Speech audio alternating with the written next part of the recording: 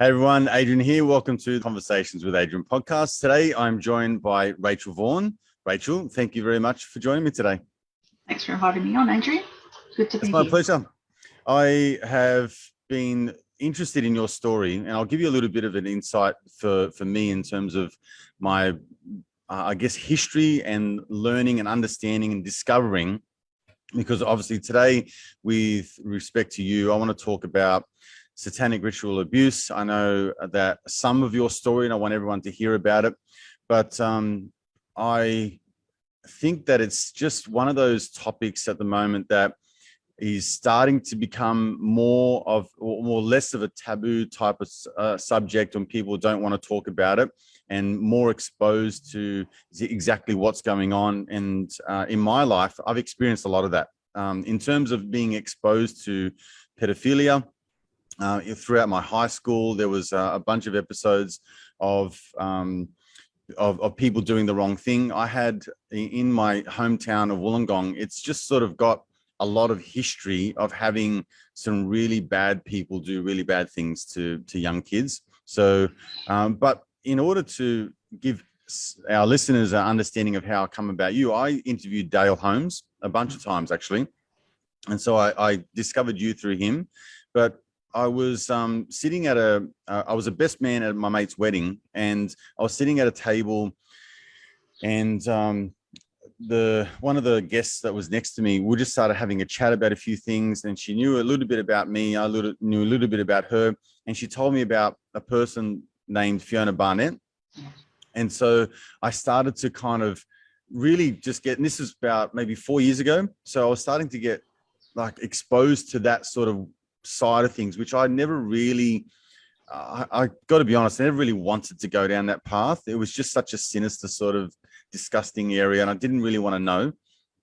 But I watched this 60 Minutes interview with Fiona Barnett, and then I watched a couple of other things that she'd done herself, and that just, honestly, I can't remember not crying throughout that whole thing. It was just really shocking to me. So anyway, that's my history about it. So I want everyone to understand who you are, what you're about, and your story, if you wouldn't mind maybe giving people a little insight as to your background.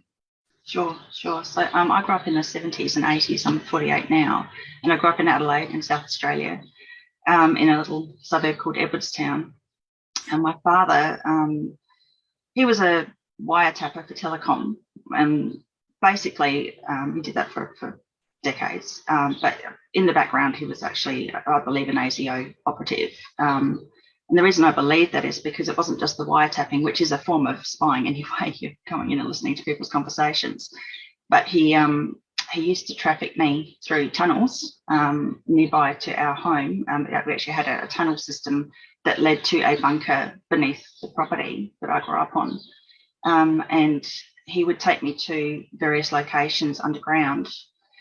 And then either I'd be abused within those underground cavities or go up through the cellar into these houses or properties around the place, and be filmed, photographed with men. Either they were willing participants, and that was child rape material that was being procured. And my father had lots of connections with television studio, in particular Channel 9, and he had filming equipment. We always had, state-of-the-art filming equipment around the place. And he had his own little sort of, besides the bunker and the tunnels, obviously, there was an underground cellar as well. He had a lined room where he would do some of this filming as well. And he would use me to blackmail people. So like I said, some of these people were complicit and participating willingly. Other people, mostly men, I would be positioned with them doing whatever sexual thing I was instructed to do, and they would be photographed or filmed, and then my father would own those people. So he had a system going. He had a lot of friends. Most of his friends were really creepy and similar in nature. One in particular was a chief inspector of police. That's one I've been able to identify. There's probably quite a few other sort of people that were in positions of power that he was involved with, especially in the medical fraternity. Some of those I've been able to name as well, but I'm going to be careful what I say. And it was quite bizarre, because it wasn't just that he was sexually abusing me and I was being taken to the most bizarre satanic rituals as well. Quite a network of friends were involved. He was also handing me out for medical experimentation. So it's a very convoluted story, but sadly, I've come to get to know quite a few other survivors who've gone through very similar experiences, and these are people all over the world. So the medical experimentation aspect, satanic ritual aspect, the pedophilia aspect, and the photographing and filming all seems to be a very common thread through that abuse. And I can understand where you're coming from, not necessarily wanting to look at this stuff, but this is what makes the world go round, sadly. These operations where they blackmail people and they control very, very powerful people, and they use shame and destruction of reputation to control.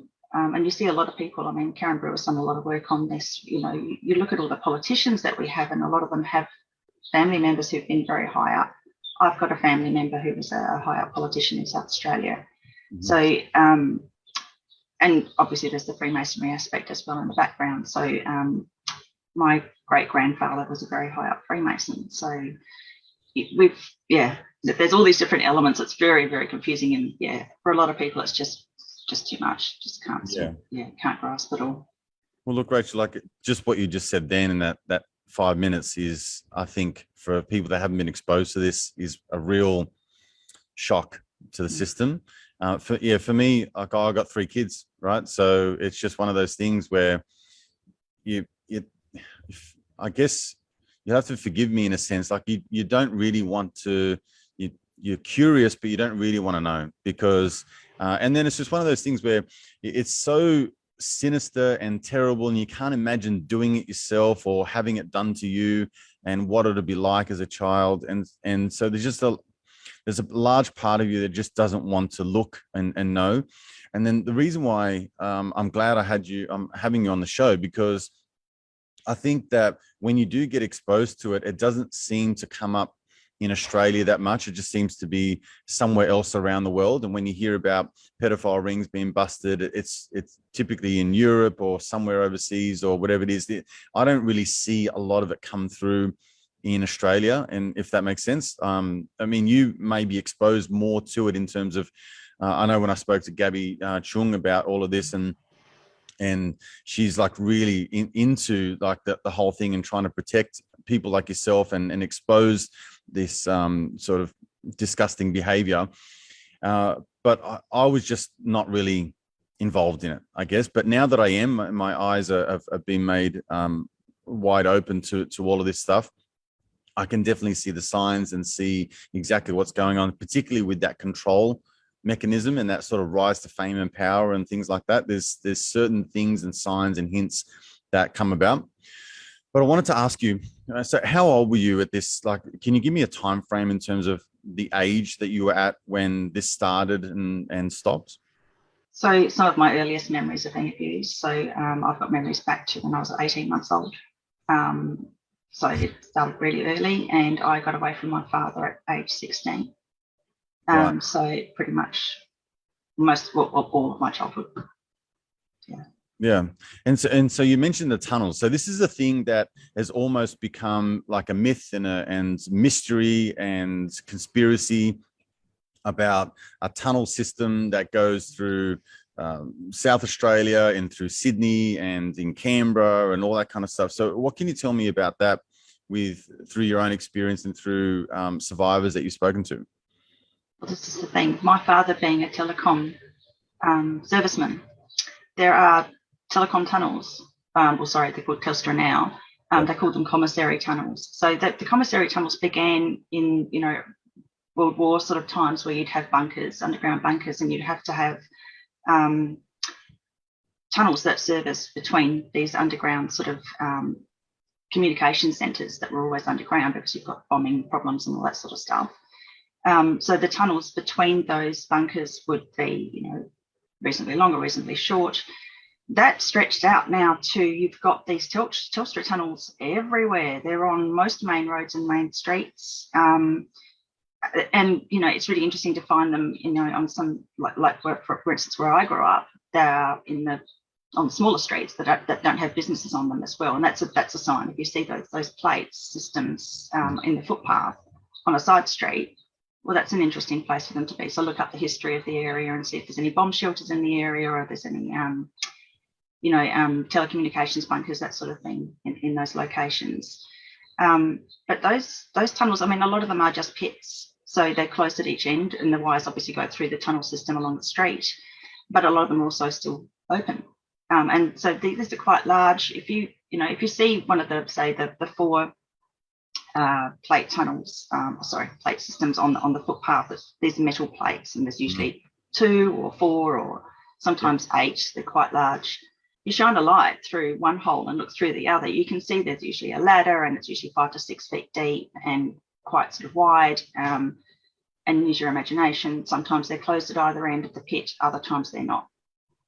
So my father had extensive knowledge of where all these were. And in the 80s, when the Postmaster General's office changed over to Telecom back then, all of the maps of those telecommunications bunkers and all of those tunnels were taken from the Postmaster General's office and taken over by Telecom at the time.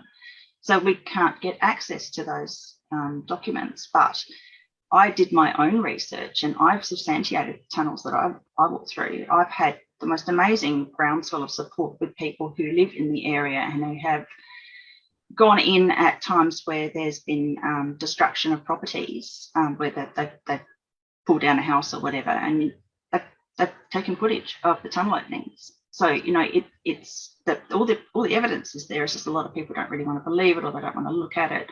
I did publish a document where I've documented everything that well, not everything, up to a certain degree.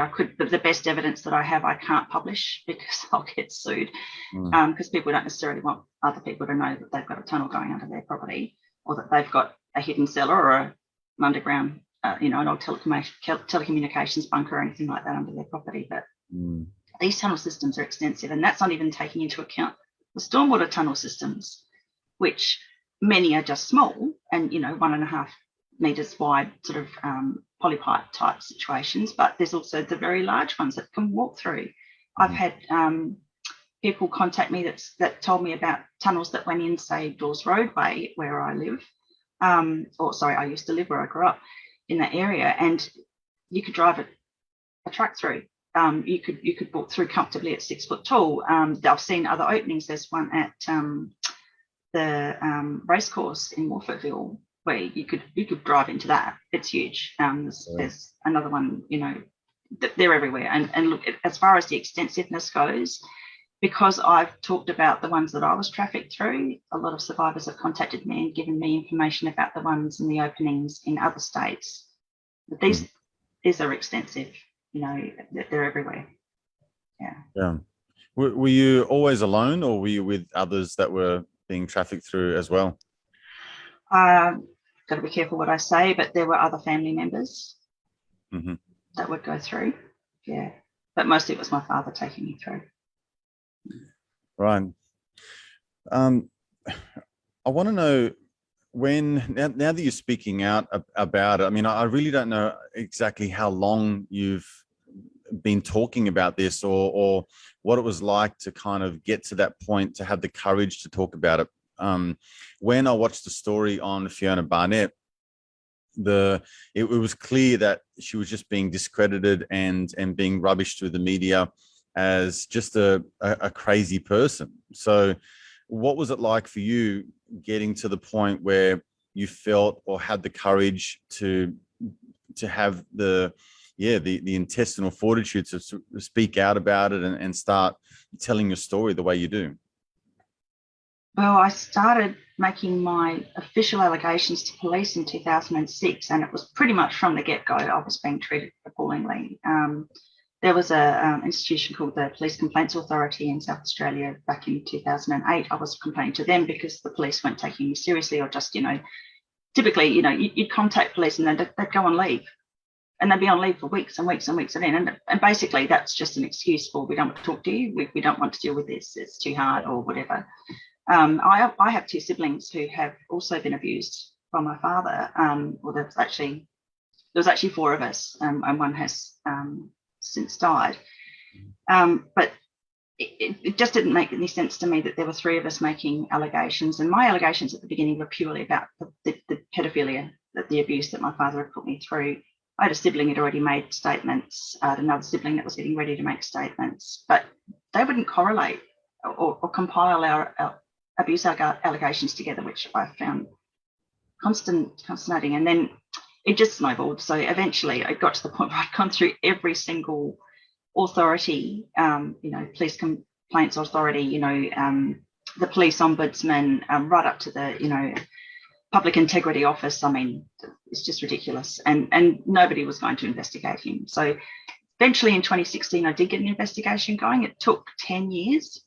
Wow. And it's interesting because it took 10 years for my brother to have one of his abusers, my father's very good mate, Anthony Munro, who's on his third conviction for child sex abuse and looking at another one. It took 10 years for him to be properly investigated and incarcerated. So it took me 10 years to get my father finally investigated, and then he died. So at that point, it just felt like it had all been for naught. 10 years of, and this is something that people don't realise. It takes a lot of time and a lot of energy and a lot of correspondence and making phone calls. And in the middle of that, I'm remembering all of these things, that backed up the memories that I've had about him abusing me. And so then I just thought, oh, well, stuff this. I'm not going to get anywhere through the legal system. So then I went public, and that's when I went to the ITNJ. And I've been doing interviews since then. So that's 2018. Mm-hmm. Yeah, a long time. Yeah, absolutely. So my understanding is that that's a very, very common story. And what's really confusing and frustrating and infuriating about this is that when you hear about some of the stories about child pornography or, people being busted or a child sex trafficking ring or something like that, you feel like, well, that's great. They're doing their jobs and they're doing something good for humanity. And then you've got all these task force and these special divisions and certain things like that. But it's really disheartening to think that someone like yourself can go through all of that for such a long time, and for people to avoid your wanting to go any further. So I wanted to ask you, because it's like anything, I guess, there's going to be someone like yourself who has a legitimate story, who's been abused and has knowledge and intel and things that they can help the police with, or whoever is looking after that area. But then you're going to have some other people which are, I don't know, abusing the system, or do you follow me? Like there's sort of degrees of severity, I guess, and from the police perspective, they may be either bombarded or not. So I wanted to get your take on who's out there actually making waves with all of this, and is it a case of people not taking you serious because there's other people out there that are kind of abusing the system in a sense, like to get money or to extort someone or to use it for sort of a nefarious ways? Does that make sense? Yeah, well, I really doubt that they're already making any money out of it, because it's so difficult. It's like to sort of back up an important person and just sort of get money out of it. So some of the stories that I've heard recently I think in Nowra, there was a couple of brothers that were all being abused. And the story that came out in the paper was that there was three brothers. Then one of the priests, or in a church environment, I can't remember what religion it was, but they eventually they were just sort of paid out. So it never really, it fizzled out. And so I'm not saying that their story is not legitimate, but it just seems like there doesn't seem to be much justice served in that type of scenario. And and people are just sort of paid a hush money, right, to be quiet. Yes. And on the other side, when I talk about making money, it's just someone abusing another person's, I guess, wealth or attainment of wealth, and just using that as a leverage point to sort of get at them and get some money out. So again, both sides don't really work, in the sense that there's no real justification or justice for the victim, because no one really gets like put up in lights to say this person was a very bad person, this is what they were doing, and it's solving that issue and taking that person out of society. So if you could talk to that, that'd be good. I know I'm not making complete sense, but I just wanted to understand how the system works and why it's so broken. Look, I think people in certain circumstances, well, they'll take a payout before it goes public, or so to shut them up so that they don't take it any further. You can understand why that would happen, especially when it comes to satanic ritual abuse, because a lot of these people, including myself, are quite broken. I don't consider myself broken because I've worked very, very hard to not allow my abusers to have that sort of power over me. But sadly, the general case is these people are totally terrified, and they can't get to the point where they can speak for themselves. And you've got this sort of situation where, like, for example, Fiona Barnett, she got absolutely hammered in the press. It's disgusting. So I can see why people would just take a payout and just step back, because it's very unlikely that even through the justice process they would even get a conviction. So, but that's a double-edged sword, because then they can still keep abusing. If they've taken a payout, but they're not helping fix the problem. Not to say that incarcerating people stops them from abusing, because the incarceration rate's very, very small, and on top of that, the amount of time that people get is extremely limited. So abusers rarely get more than about a couple of years. It's disgusting, and they can do some pretty horrendous things. And of course, usually as well, when you go through the supposed justice system, they'll charge the abuser with usually the lesser crimes. They don't usually go away for satanic ritual abuse. They'll go away for pedophilia, or child pornography, or rape material. They won't go for the really heinous stuff, because again, the majority of people don't understand it, they don't believe it, and they would just laugh, and just assume that it was all rubbish. But the SRA problem is really big in Australia. It's huge, and obviously I'm coming from the perspective of knowing a lot of victims, but it does seem to be everywhere. I mean, there's no state that I haven't heard of it happening. It's really everywhere. Well, maybe we can talk to that, and obviously just as much as you want to, and I do. Yeah, I think that there's a part of me and a part of that wants the listener to sort of hear about what satanic ritual abuse is, and kind of get their head around that it does happen, and that there are many survivors like you who are attesting to it happening. But maybe you can create a differentiation between pedophilia and satanic ritual abuse, and how it all sort of goes together, because I agree. I think it's rife within most communities, and unfortunately, it's just such a evil sort of area. And again, it's very, very hard to take in, and it's very hard to really comprehend exactly what's going on. But it's quite prevalent in a lot of areas. So maybe you can talk to that for me. Well, I'll just start off with, I'm not a big fan of our Prime Minister, but he did make a statement in Parliament that he was apologising for ritual abuse.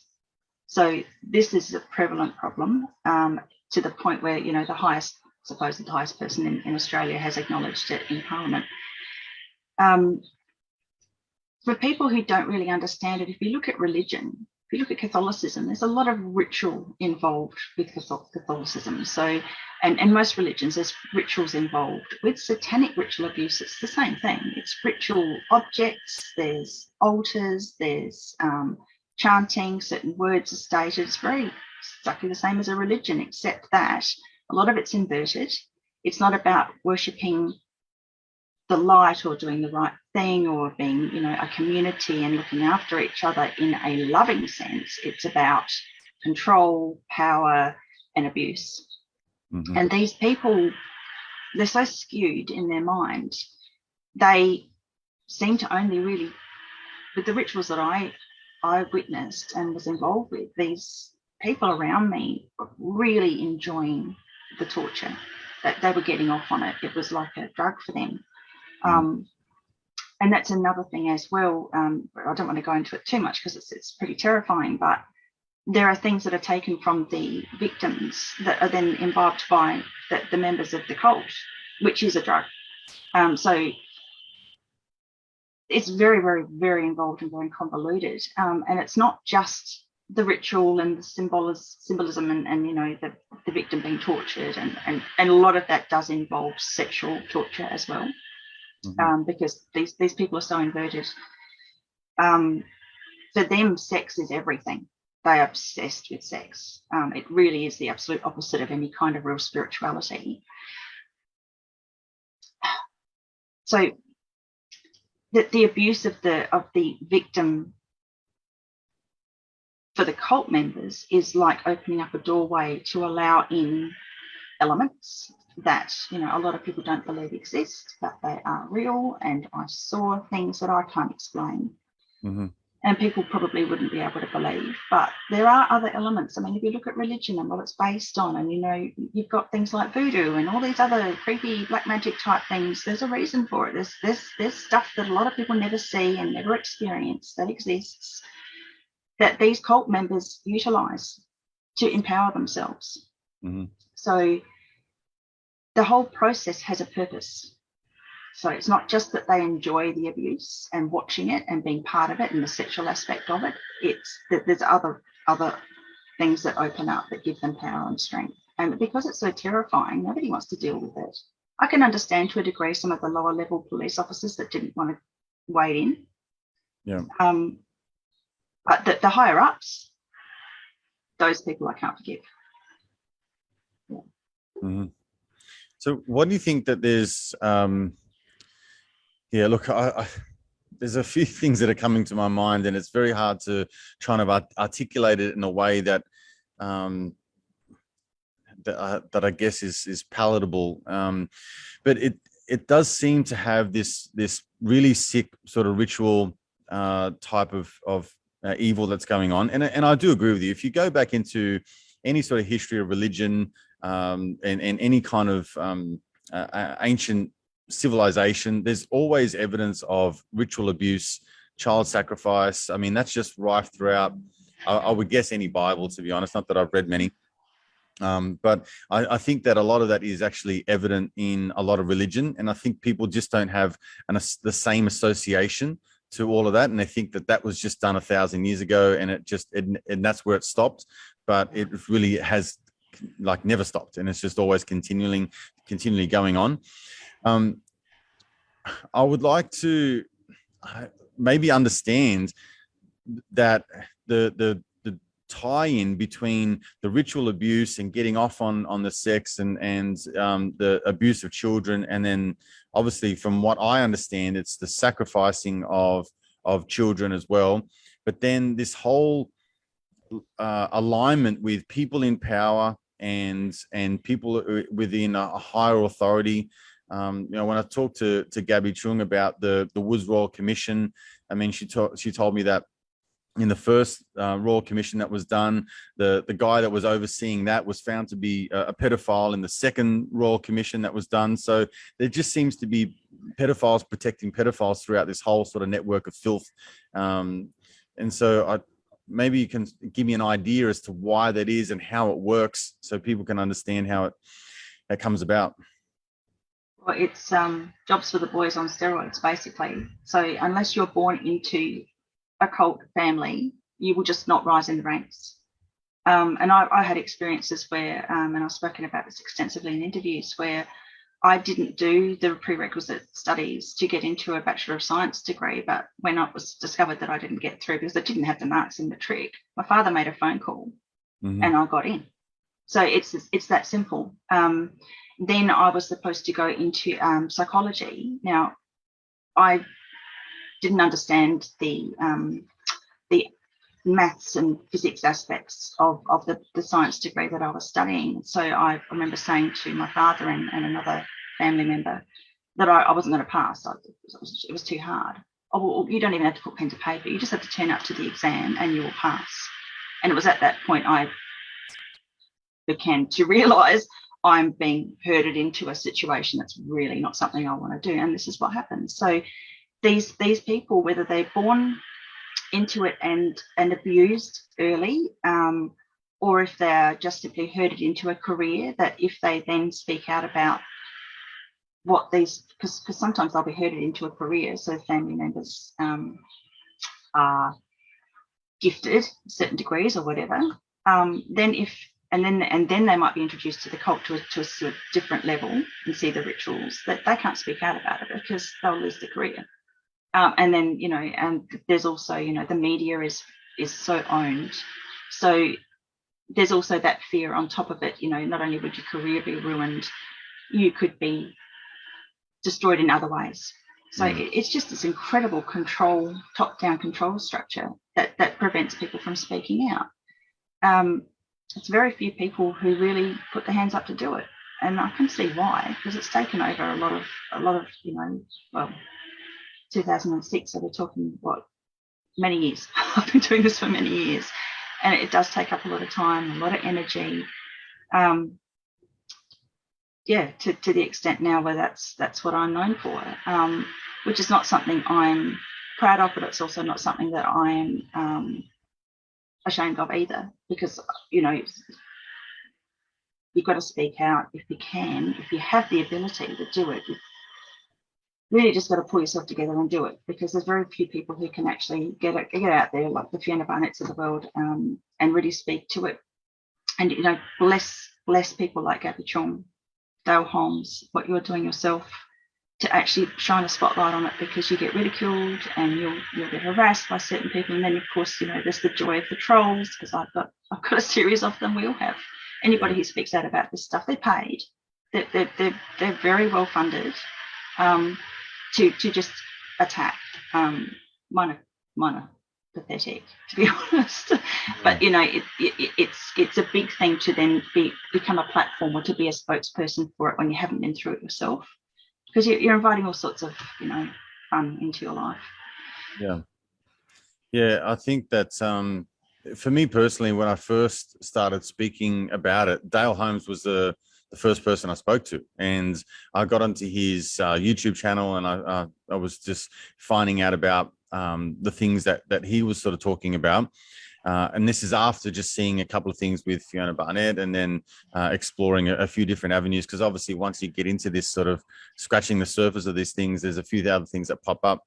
So it does definitely, even for me, it kind of gives me a bit of I wonder who else is watching, and what's going to happen, or whether it's going to do something to my reputation or anything like that. But again, it's just one of those things where I think once you know it, you can't unknow it. And so I really feel like there isn't enough people talking about it. And it sounds from your story and from others, it takes a really strong individual like yourself to keep persisting through all of this stuff and all of these roadblocks in order to actually get some sort of justice and expose all of this. But what's great about hearing your story is that my hope is that someone else will hear it and then have the courage as well to start talking out about it.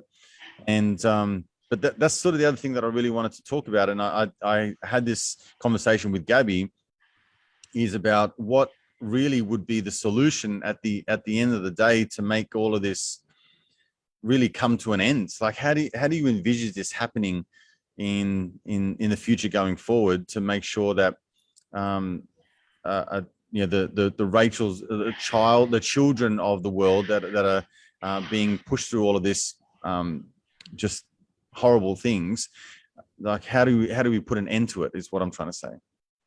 Well, the structures that are there to support it need to be taken down. So the politicians that are sort of supporting it and making sure that other people can't investigate appropriately, they need to be taken down. The Department of Child Protection needs to be taken down, because that's a huge state-sanctioned child trafficking operation. Really? Absolutely. And in every country where I'm in contact with survivors, it is the same story. It's worldwide. Right. So the people in child protection, that's just a front for trafficking children. Is that Yes. what you're saying? Yeah. When I started speaking out about this, so many parents came forward to me because of the nightmare they were going through, and I can vouch for many of them. The vast majority are intelligent, kind-hearted people that have done everything they can to get their children back, to protect them. Mm-hmm. The department doesn't care. That is a money-making operation. It has got nothing to do with protection. And this is the other part of the inversion aspect. They call it child protection. It is the absolute opposite. It couldn't be more further from the truth. It is disgusting. So those politicians, your child protection departments, the judiciary has to be realigned towards justice, and the media. So those four institutions need to be rewritten, recalibrated, restructured. I can see a time where we won't have the sort of structure that we have at the moment, where politicians have so much power. I really can see that that's crumbling, and it's because of the Epsteins and Ghislaine Maxwells of the world that are being exposed. Mm-hmm. And in every country, this stuff's being dismantled and looked at, and people are seeing things from a completely different perspective. And that's the other aspect too, the medical aspect. The top-down control from the pharmaceutical companies, because I was medically experimented on as well, and that's a really powerful aspect of what happens with state boards too. They are just like a farm for medical experimentation. Listen to my story, the stories of people like Stephen Masters, and it's sadly, like I said, a lot of the survivors that I'm in contact with have gone through the same thing. Mm-hmm. So it's just a pool of people, little children that can't speak out because they won't be believed, who can be poked and prodded, and anything can be done to. Yeah, so that's five different areas that really, really need to be completely torn down and rebuilt. Mm. But what you just mentioned there is 5 like really big areas. Like that's a really big chunky area to kind of revamp or remodel or tear down or start again. What do you, when you talk to solutions or sort of infiltrating those systems, how do you envisage going about it? I think we're going through it at the moment. I think that's why we're going through this nightmare of the last couple of years, because people are awake now, and the process that we've gone through has been very distressing. But I liken, the last couple of years for the world has been what my childhood was like, waking up every morning and not knowing what's going to happen that day, that constant fear. Are you going to get locked up? Are you, is the world going to shun you? That's what my life has been like. So everybody's experiencing that now. And obviously there's a lot of people that still think that the government cares about them, which is sad. But the longer this goes on, the more people seem to be realising this is not right. This is really doesn't make any sense anymore. None of it really does. So I think that this process, we're going through not only an awakening, but there's a 25,000 year prophecy or cycle for the Kali Yuga prophecy, which talks about a golden age coming through every 25,000 years or so. And we're in that now. We're coming into that frequency where these people, these entities or creatures, or if you want to think that they're demonically possessed or whatever's going on, they're so skewed that they're operating through their base chakra instead of the higher chakras, however you want to put it. They just don't have the foothold anymore. They can't stay in that frequency and retain control. So I think we're going through the process. I don't know how long it's going to take, but I think it's going to be fundamental to creating a much better life, and we're just on the tip of it. It's happening.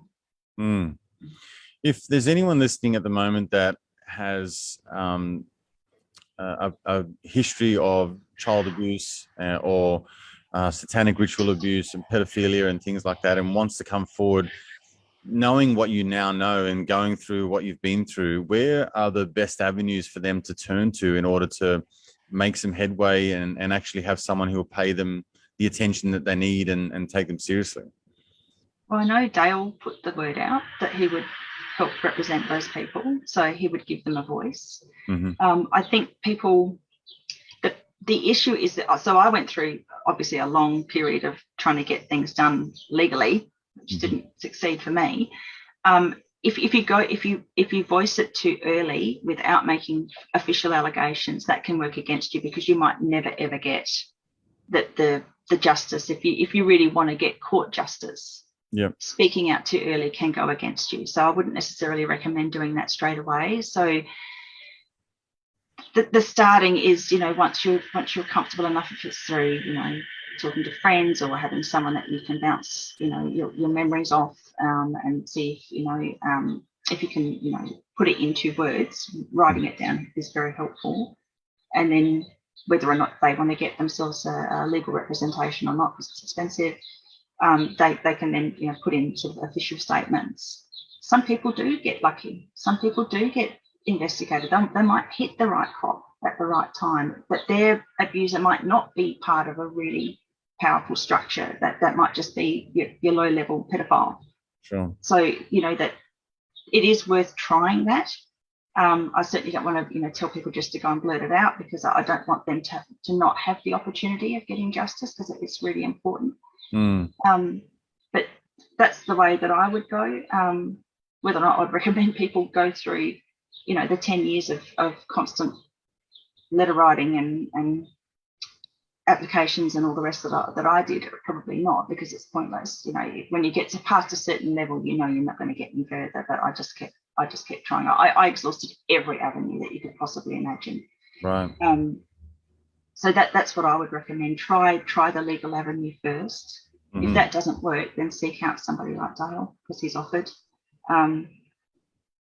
A lot of people go through therapy. I don't particularly recommend it. Really? Psychology leaves me cold. Got it.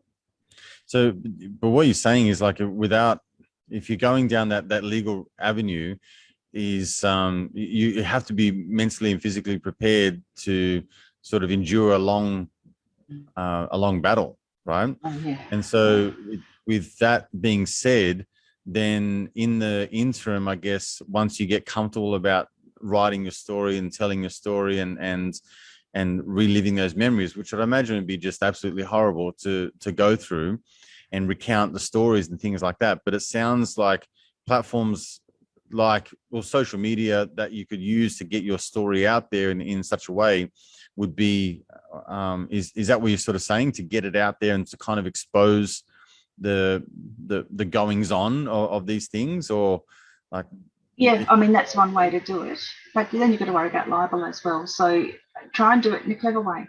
Try and do it in a way where you're not necessarily using that person's full name. You can refer to them in different ways. I've done that in interviews. I haven't named a lot of my abusers, but I've certainly given indications that they could be recognised by. Mm-hmm. That's it's really hard to recommend what to do. I've just been very, very determined and stubborn, but it's not easy, because again, the more you speak out, you've got to be quite strong. If you're ready to speak out, you're going to do it through social media. Be aware that there will be pushback, but it is worth it, because there is catharsis in speaking out. Because the most important aspect of all of this, of everything that I've done, is that I've been trying to protect my other family members from my father. Yeah. During the process that I was doing what I was doing. That was my main focus. Was I was so frustrated and just could not believe that they wouldn't listen when there were so many other younger members that were in danger. Yeah. So it's worth it to know that you've at least made a noise, so that it hopefully isn't still happening. Yeah, 100%. All right, Rachel, I really appreciate your time and willingness to share your story. I know that there's a bunch of avenues we probably could have gone down, and I feel like for a lot of this interview, I just wanted people to get exposed to you and your story, and I would love for them to even reach out to like various forms of social media platforms, because I've heard a lot of other interviews with you where you do go a little bit deeper into a lot of your story. And I want people to kind of at least be open that this is something that needs to be addressed, it needs to be fixed immediately. So and also I want someone who's on the other side of the screen listening that may have been abused to have the courage to kind of speak out and really get their own justice in any way, shape, or form that they feel is necessary. Because I can't imagine what it'd be like to sort of go to, I guess, the end of your days and have this all eating up inside you. I think that getting it out there and getting it into the public eye and making more people aware is as sinister as this area is, it's a positive thing. So I want to commend you on your courage, and please continue the fight. Thanks, Adrian. Much appreciated. My pleasure. I'll chat to you soon.